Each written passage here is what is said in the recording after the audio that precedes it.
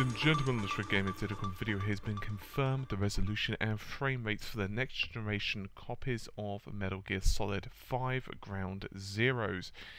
The PS4 version is going to be running at 1080p at 60 frames per second, which does explain why so many people are saying that the PS4 version does indeed look very beautiful. By the way, there is an accompanying article for this, and you can check that out with the corresponding screenshots to see exactly what I mean.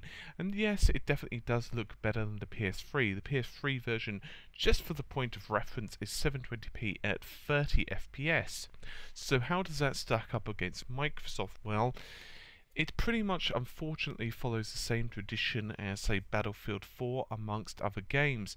The Xbox One version is going to be running at 720p at 60 frames per second, while the Xbox 360 is going to be exactly the same frame rate as the PS3, and resolution is going to be 720p in 30.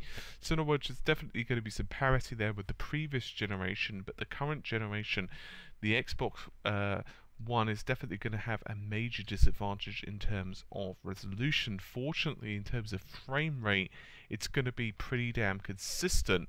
So what does this mean?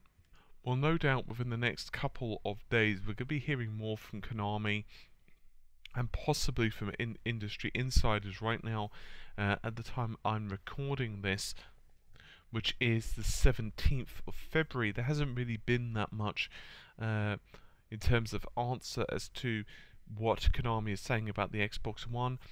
Obviously, the team that are working on this are doing the best possible for each platform, but we of course know that Microsoft are working on their tools to improve the development, let's say the development environment for games producers, but there's just that large power difference between the PS4 and the Xbox One.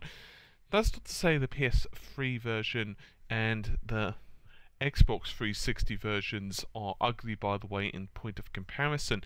For the previous generation, they look pretty damn good. If well, I'm totally honest, they look very amazing indeed. But moving back to the Xbox One version, yes, it's running at 720p, but graphically, obviously, it's losing some of the fidelity simply because of the lower resolution.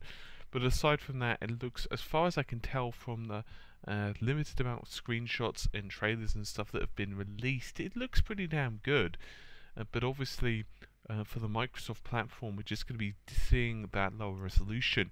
Now, quite why this is, and I'd be curious to know whether it's more of a limitation regarding the ESRAM on the Xbox One, or if it's more to do with GPU power, or if it's something else. It's unknown right now.